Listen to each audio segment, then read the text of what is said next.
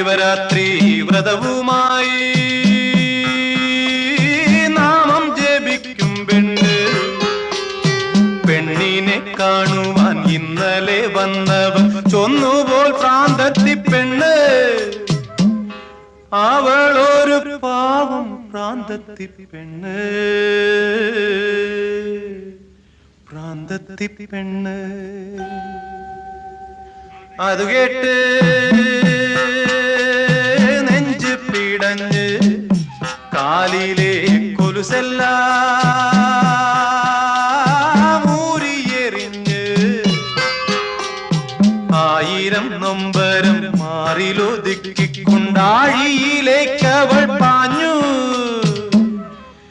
അവൾ ഒന്നും ആരോടും മിണ്ടാതെ പാഞ്ഞു.